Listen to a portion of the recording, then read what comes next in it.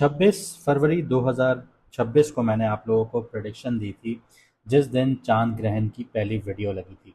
और उस वीडियो में मैंने मार्स के ट्रांजिट के बारे में बात की थी और एक छोटी सी पिक्चर आपको मैंने दिखाई थी अंगारक दोष की।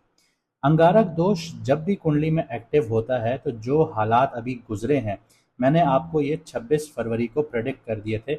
इस वीडियो का लिंक आपको डिस्क्रिप्शन में मिल जाएगा, आप ज़रूर देखिएगा। और इसी वीडियो के आखिर में आपको जेमिनाई एआई जो है उसके प्रूफ्स के साथ मिलेगा कि जितनी भी हमने प्रेडिक्शंस दी थी वो सारी एक्यूरेट गई अल्लाह ताला के फजलो करम से। हमारी कोई औकात नहीं है, हम सिर्फ पैटर्न्स देखते हैं, गैब का इल्म सिर्फ अल्लाह ताला को है। यहाँ पे अब बात आती है कि मार्स अब ट्रांजिट कर रहा है, यानी अंगारक दोष टूट रहा है। और 2 अप्रैल को मार्स ट्रांजिट करेगा पाइसिस में। और पाइसिस में पहले से बैठा हुआ है शनि यानी कि सैटर्न। इसके साथ साथ सन बैठा हुआ है और सन 18 डिग्रीज पर होगा जिस वक्त मार्स ट्रांजिट करेगा। इसके अलावा 11 अप्रैल को मरकरी भी ट्रांजिट करके पाइसिस में कंजंक्शन करेगा सैटर्न मार्स के साथ और सन के साथ। अब जैसे मैंने आपको जो वीडियो का हवाला दिया उसमें मैंने मरकरी रेट्रोग्रेड होने की भी बात की थी, तो उसी वीडियो में मैंने ये भी बताया था कि जो मुआहदे होंगे, इंटरनेशनल ट्रीटीज़ होंगी या डिप्लोमेटिक चैनल्स एक्टिव होंगे वो फेल होते हुए नजर आएंगे, टूटते हुए नजर आएंगे। ये मरकरी की पावर थी, मरकरी रेट्रोग्रेड था। अब मरकरी डायरेक्ट है, पाइसेस में कंजंक्शन कर रहा है। यहाँ पर अब मार्स को हम देखेंगे कि मार्स आपके लिए क्या इम्पैक्ट लेकर आएगा। लेकिन यहाँ पे काफ़ी लोग हमारे पास ऐसे हैं जो वीडियोस तो देखते हैं, उनको समझ नहीं आती कि उनके साथ कुछ सिचुएशंस जो हैं वो मैच कर रही होती हैं, कुछ नहीं कर रही होती। तो उनको उनका मून साइन नहीं पता होता। और मून साइन अगर आपको आपका नहीं पता तो एस्ट्रोलॉजी में आप किसी की भी वीडियोस देखेंगे अपने सन साइन को एरीज काउंट करके, टॉरस काउंट करके, जेमिनाई काउंट करके या कोई भी, तो वो आपके ऊपर रीडिंग पूरी नहीं बैठेगी। तो पूरी रीडिंग समझने के लिए आपको लाजमी पता होना चाहिए कि आपका मून साइन क्या है। और आप किसी भी एस्ट्रोलॉजर की वीडियो देखें तो मून साइन से देखें, ताकि उससे आपको पता चले कि जो करंट हालात चल रहे हैं वो आपके लिए कितने सूटेबल हैं और कितने नेगेटिव हैं, और वही वीडियो आपके ऊपर 110% एक्यूरेट बैठेगी। इसके अलावा अगर आप लोग अपनी कुंडली का डिटेल एनालिसिस करवाना चाहते हैं, जैसे हमने प्रिडिक्शंस दी, इसी तरह से आप हासिल करना चाहते हैं कि आपको कौन सा करियर सूट करेगा, कहाँ पे आपको किस वक्त में आपको डीलिंग्स करनी चाहिए, नहीं करनी चाहिए, बिजनेस के लिए कौन से नाम रखने चाहिए, तो व्हाट्सएप का नंबर आपकी स्क्रीन पर आ रहा होगा, आप मैसेज करके अपना अपॉइंटमेंट बुक करवा सकते हैं। याद रहे कि अपॉइंटमेंट लिमिटेड होते हैं और हमारी फ़ीस अभी हमने डिस्काउंटेड रख दी है, तो जल्द से जल्द अपना अपॉइंटमेंट बुक करवाइए। आइए अब समझते हैं कि आपके बुर्ज पर, आपके ज़ोडिएक पर, आपकी राशि पर क्या इम्पैक्ट आने लगा है मार्स का। तो अगर आपका मून साइन जो है वो एक्वेरियस है, यानी कि कुंभ राशि है, यानी कि बुर्ज दिलो है, तो मार्स आपके सेकंड हाउस में ट्रांजिट कर रहा है। सेकंड हाउसेज में आपके फाइनेंसेस हैं, आपकी सेविंग्स हैं, स्पीच है, फैमिली है, आपकी पोजेशंस हैं, वैल्यूज़ हैं, मटेरियल स्टेबिलिटी है। और आपका मार्स जो है सिर्फ सेकंड हाउस को एक्टिवेट नहीं कर रहा, ये आपके फिफ्थ हाउस, एट्थ हाउस और नाइन्थ हाउस को भी एक्टिवेट कर रहा है। तो इसका इम्पैक्ट आपके जो काम और करियर पर आता है वो प्रोफेशनल ग्रोथ में डिलेज और प्रेशर हाईलाइट करता है, क्योंकि आप लोग साढ़े साथी के लास्ट फेज़ में हैं, जो कि बहुत ही इंटेंस फेज़ होता है, ट्रांसफॉर्मेशनल फेज़ होता है। इंसान जो सोचता है ज़िंदगी बिल्कुल उसके बरक्स 180 डिग्रीज पर शिफ्ट करती है।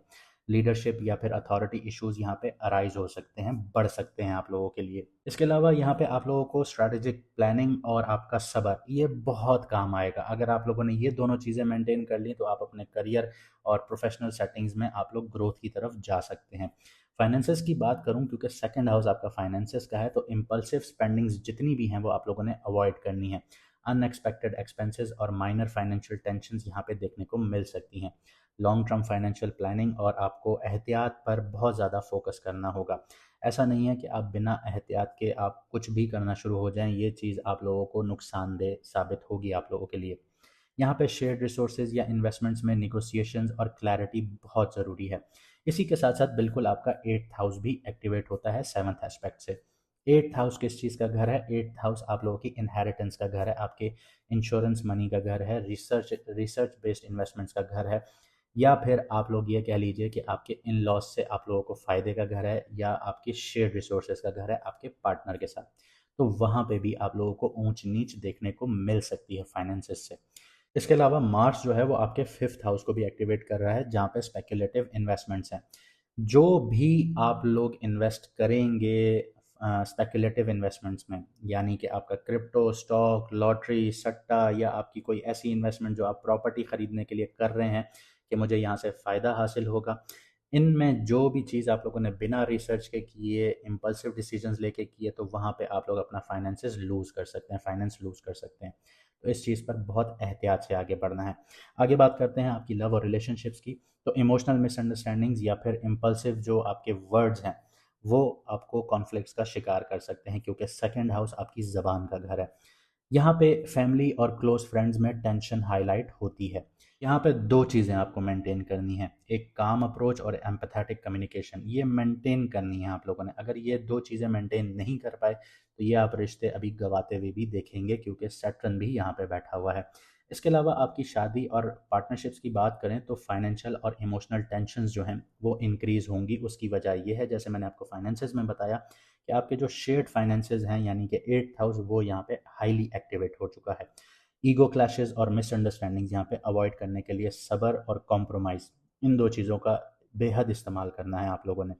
आगे बढ़ते हैं, आपकी हेल्थ की बात करते हैं तो स्ट्रेस, एंजाइटी और स्लीप डिस्टर्बेंसेस, ये तीनों चीज़ें आप लोगों को देखने को मिल सकती हैं। फिजिकल एनर्जी आप लोगों की फ्लक्चुएट करेगी। और यहाँ पे हेल्थ से रिलेटेड एक और चीज़ आपको बताऊं, कि आपका सेकंड हाउस जो एक्टिव है, ये खान पीन का घर होता है, यानी आप लोग जो खाते हैं। तो इस टाइम पीरियड में आपको बहुत स्पाइसी खाना भी पसंद आएगा, आपका दिल भी करेगा, जो कि बाद में आपको पेट से रिलेटेड इश्यूज दे सकता है। तो बहुत एहतियात कीजिएगा, क्योंकि यहाँ पे सैटर्न भी बैठा है। और दूसरी चीज़ ये कि ये आपको गले से रिलेटेड भी इश्यूज दे सकता है, तो कोई भी ऐसी चीज़ करने से पहले एहतियात ज़रूर रखिएगा। यहाँ पे फिजिकल एनर्जी भी आप लोगों की फ्लक्चुएट करेगी, तो मेडिटेशन, लाइट एक्सरसाइजेज और जर्नलिंग जो है वो बहुत हेल्पफुल रहेंगी। यहाँ पे फिर से मैं आपको कुछ एक्शंस बता देता हूँ, कि एक तो आपने स्ट्रक्चर्ड फाइनेंशियल प्लानिंग करनी है, जिसको बजटिंग भी कहा जाता है। इम्पल्सिव स्पेंडिंग आप लोगों ने अवॉइड करनी है, लॉन्ग टर्म बजटिंग रखनी है, और आप लोगों ने अपनी इन्वेस्टमेंट्स में बहुत ज़्यादा एहतियात बरतनी है। इमोशनल और ईगो कंट्रोल बहुत ज़्यादा रखना है आप लोगों ने, फैमिली और क्लोज फ्रेंड्स में स्पेशली।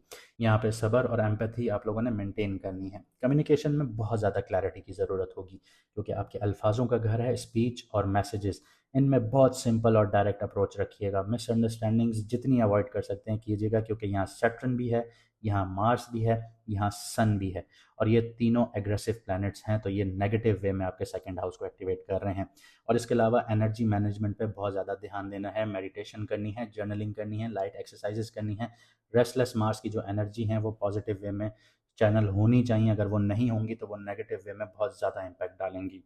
तो अगर आप यहाँ तक आ गए हैं तो वीडियो को लाइक शेयर ज़रूर कीजिएगा, कमेंट सेक्शन में अपनी राय ज़रूर बताइएगा।